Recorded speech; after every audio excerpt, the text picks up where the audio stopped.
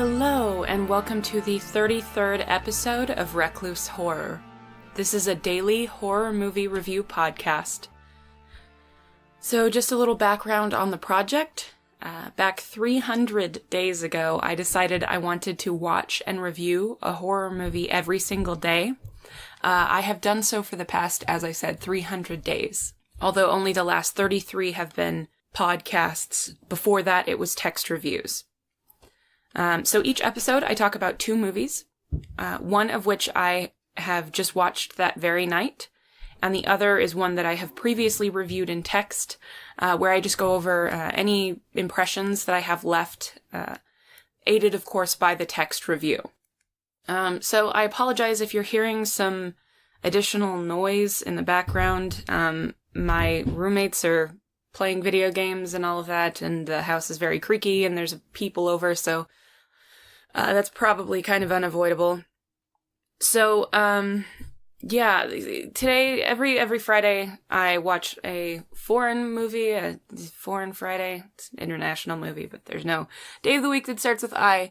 And today I chose a French film called Them from 2006. It was not good. It was on a list of, the best foreign horror movies or something like that I found a while back. And I have no idea why. Now, I'm very picky about spoilers, as you might guess, since I don't actually give you guys any spoilers at any point, but I also don't like them myself. So I often do look up lists, for, to choose which movies I'm going to watch, or, try to track down. And, the problem is I don't ever read, more than maybe the first half sentence of something, of why people suggest something. Because, I don't want the spoilers, and a lot of times those lists are just terrible for spoilers. So, yeah, I really have no idea what people thought the hook was with this one. It's got pretty mixed reviews, so I'm not in bad company there. But yeah, I don't know. I can't imagine why anyone would put this on a list of the best horror movies. I can kind of see why it would be maybe on a list of good thrillers.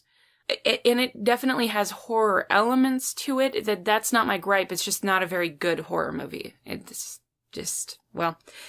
Anyway, so it's called, as I said, Them from 2006, or in the original French, it's Ils. Same, that's basically a direct translation. So, basically it's, there's this woman who, she's a French teacher living in Romania, and her and her boyfriend get attacked by, unknown assailants in their home. People try to break into their home, and they don't know what they're doing or why or whatever. And that's basically it. It's supposedly based on a true story. I did sort of try to track down whether that's true, and any place, any news source that I saw said it was based on this thing that happened in Romania where an Austrian couple was attacked, and there aren't really any other details that anybody really ever says about it. At least not that seem to be verifiable in any sort of way. This is easily explained by the language barrier. I do not, in fact, speak French. I've taken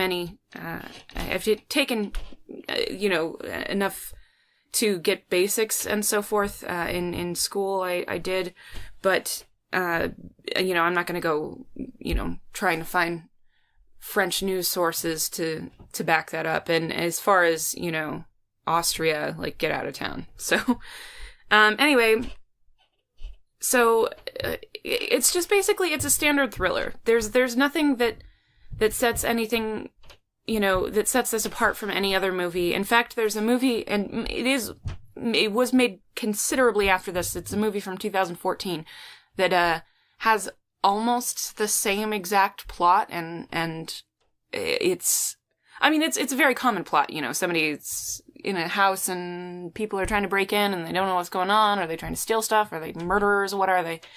But the yeah, I don't know. It's very standard, but it's very similar. There's a lot of similarities between this and another movie from 2014. I won't mention the name of the title, because if you know the one, then you know what's going to happen in the other one, kind of. So, but yeah, it's just not a very unique story. I would say that the filming was pretty decent. I suppose if you were engaged in the plot, it would probably be fairly suspenseful, and the acting is actually really decent. The dialogue was a little bit on the bland side. I felt like, I mean, but most of it, most of the movie they spend just running around, quick, come this way, blah, blah, blah, just whatever. The dialogue in the beginning is fine, before stuff starts happening, but there just isn't anything to it. It's not bad, it's just kind of bland. And I don't know if every copy has the same translation, but the copy that I had of this just, some of the translation was sort of off. It's sometimes it's not very far off, but I mean, just the very basic French that I know, I knew that there were things that were being mistranslated. Not just on the, it's not a literal translation, but on, sort of fundamental differences, which kind of bugged me. That always happens to me whenever I watch French stuff. I just know enough to know when they're wrong, essentially. And probably oftentimes not even then. But, yeah, I mean, I'm sure that happens in plenty of translations, but it did sort of pull me out of it in a few moments where I knew that they were saying the wrong thing, but, that's a personal problem. Yeah, the acting is very good. They're just, running around and doing stuff for the whole time, and they just don't give you any reason to care about anybody. You don't have any reason really to care about the main characters other than, oh no, the girl and her boyfriend, boo-hoo. And they don't give you anything interesting as far as backstory really on them. They don't give you any backstory on the boyfriend, actually. They don't give you any backstory about the assailants. They don't do... There's just nothing to this. I mean, there's so much of this, the only thing about this, the biggest element of this I can't actually reveal to you, because it's the only thing that sort of separates it from some other movies, and it's not very good, and it's predictable. But I'm not going to mention it. I don't want to ruin it in case, somebody out there really likes, thrillers or something. But, yeah, I don't know. The filming is okay. The location is, interesting, if nothing else. That's kind of it. It's just not good. And it's vaguely racist, also. As I said, the main characters are French. The two main characters are French, but they're living in Romania. And, I don't think it's much of a spoiler to say that the, assailants are Romanian. So, it just sort of feels like vaguely racist against Eastern European people. I don't know whether, I mean, as I said, it's vaguely racist. There's nothing overt. They don't get into any real specific stereotypes. And there's one kind of that you can say, but it's not enough to where I would be really pissed off about it. I mean, I suppose if you were Romanian, you might be, but I don't know. It's just, yeah, it's a standard thriller. There's not anything else I can say about it. They don't give any interesting details. The story is told in a format that is very similar to many other thrillers of this nature. Somebody's invading my home or somebody's trying to attack me and I don't know who they are. Just that whole genre, there is no difference between this and anything else. The only people that I can really suggest this one to, like I said, is maybe thriller fans, but honestly, if you don't like subtitles or something, I don't really think this one is worth it. Even though, the subtitles are very minimal and most of the stuff that they're saying isn't really terribly important, I don't even think it's worth that level. If you have any problem with subtitles or, I don't think there's anybody else who I could see really enjoying this one. I guess if you haven't seen a lot of these, thrillers or anything from this particular genre, you might be sort of interested in it, but I couldn't specifically say anybody I thought would enjoy this movie. It's just so bland to me, and the pacing is very slow. Nothing really starts to happen. So it's 117 minutes? Might be less than that. But I think it's like 117 minutes, or an hour and 17 minutes, not 117. And nothing starts happening until, there's a few tiny little things, but the real story doesn't start until half an hour in, which, when it finally did kick in, I'm like, okay, finally something's gonna happen. But instead, the whole rest of the movie, the last 40, whatever minutes, 45 or so minutes of the movie, just feel like one long, running away from people, trying to sort of maybe hide from people plot. And that's not any better than the beginning setup. Honestly, I think my favorite parts of this were, the opening, before the attack happened, because they're just being people, and it's, vaguely kind of, not really funny, but it's you get maybe a slight chuckle out of it, I guess. It is totally like every other beginning to every other horror movie, don't get me wrong, but at least it's not overbearing and trying to drag you along with it. I would say that some of the cinematography and the filming does build some kind of tension in the end, but I was so annoyed that I was so annoyed by the fact that it really didn't seem like they were trying in any way to differentiate themselves or do anything any different than anything else. I think anytime I see the based on a true story, mark on a movie, it usually means it's going to be just awful. When it comes to a horror movie, when it comes to a thriller, they're usually not very good in my personal experience. And as soon as I saw that, I actually almost turned it off. But I was, I didn't really have anything else foreign-wise that I could watch unless I could find a foreign short film on YouTube or something. So I was kind of stuck. There's a few things that I haven't seen yet on Netflix and Hulu. But they're 2.5 hours long, and I just did not have that kind of time. It's already fairly late. And that one was, under 90 minutes. So, yeah, I don't know. It's just so bland, If you like thrillers, if you like, if your heart gets racing when you see stuff like that, by all means, go ahead and check it out if you'd like. But the first half of it is boring because you're waiting for something to happen, and then the second half is boring because, the only thing that happens is, them running around. So, I don't know. You're not given any reason to care about the characters. They don't give you any interesting insight into their antagonists. Nothing. So, yeah, I don't know. I guess that's my review of Them or Ils from 2006. I really can't say anything more. So the other movie I wanted to talk about today is one that at least tried something different. Just, by contrast of the other film. This one is Splatter from 2009. So back in the Wild West days of Netflix, when they were still trying to prove that the streaming model was sort of a viable option for people, they approached director and producer Roger Corman for a project they wanted to produce called Splatter. Now, the idea was that they would make a small series of horror shorts in which the audience played an active role in how the story played out. Basically, the premise was this. A self-important rock star, played by Corey Feldman, kills himself and uses the reading of his will to enact his revenge on the people that he felt had wronged him in his life. After each of the 3 episodes were aired, there was an audience vote as to whom they thought should be killed off next.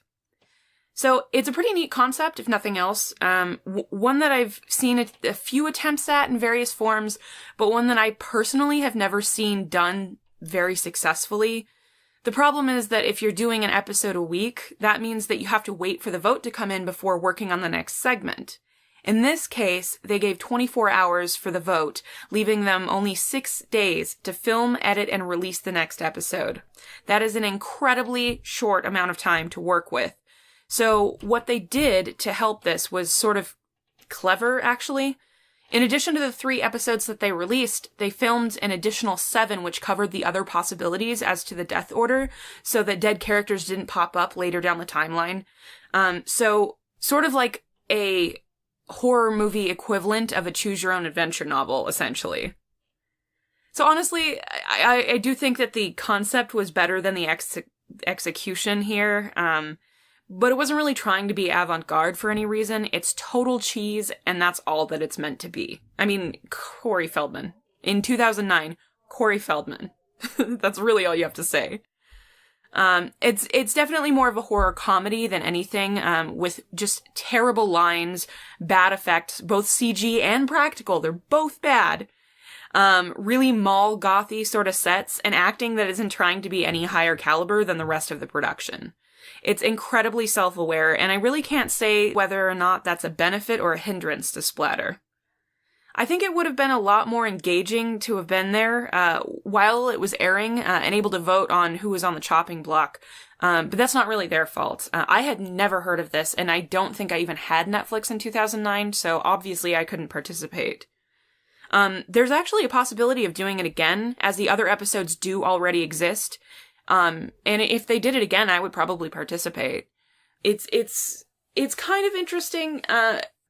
Really, I kind of thought it was sort of strange that they never have at any point tried to redo this. I mean, the 10-year anniversary is coming up next year, so maybe they would be interested in doing it again next year. But I think actually Roger Corman or one of the other people attached to it might have the rights to it rather than Netflix, so they might have to buy the rights again, and they probably wouldn't be willing to do that. I honestly don't think it would have very good, necessarily very good participation, especially since the voting is only open for 24 hours. I mean, there's got to be, a couple hundred people or something that would vote on that. There's not really anything else for me to say about this, but if you're curious, it's a relatively painless 29 minutes for the entire 3 episodes, making them less than 10 minutes each. If you're way into Corey Feldman being intentionally ridiculous, you should definitely check it out. It's almost worth it just for that. Even if you don't necessarily like Corey Feldman, but you know he's ridiculous and you like to see him being ridiculous, I think this is a no-brainer. It's still on Netflix, I think. The last time I looked, it was still there. And it's all collected into one video. You can pretty much tell where one episode ends and the next one begins. It's a pretty easy, it's pretty easy to distinguish where those are coming from and everything. The only other thing that I would mention is that horror veteran Tony Todd, of the Candyman series, plays one of the roles here. And I just love to see him and stuff. That's another draw. If you have 29 minutes, and you don't mind schlocky cheese, if you like Roger Corman, give it a check. I mean, it's definitely worth it if you have Netflix, to at least give yourself, the chance to see a clip of it or something. And again, I didn't totally dislike it. I was kind of into it. I think I definitely, genuinely sort of laughed in a few parts in this one, so I mean, it's definitely not all bad. So, I mean, it is. It's all bad, but they're sort of aware of it. I don't know. So I apologize that this one isn't a very good episode. My day got away from me and everything, so that's just gonna happen sometimes. If for whatever reason, though, you did like this podcast, please go ahead and, rate, review, subscribe, or whatever it is on whatever site that you found us. The best thing that you can do to help out the show is to share it with somebody that you love or somebody who that is a horror fan. Maybe don't share this episode because this one sucks, but whatever. If you would like to reach out to me on social media, you can do so on Twitter, Facebook, Instagram, and you can email me at reclusehorror@gmail.com. Again, I'm still looking for, sort of suggestions, recommendations for good haunting movies or ghost movies. I just have not seen very many that I liked. I don't like the genre. Just something, if you happen to know anything that sort of sets itself apart from some of the worst parts of its genre, you can send that my way on any of those platforms, honestly. So yeah, I guess that's really all I have to say. Thank you for listening, and sorry that sometimes my Foreign Friday picks are crap. I really do enjoy doing, international films, but when I do one for Foreign Friday that I don't like, it makes me more mad than just, happening to watch a bad one in the middle of the week or something. These are supposed to be, the Foreign Friday episodes are supposed to be indicative of the overall genre in those countries, and this is just a bad one, so. Anyway, you have a great night.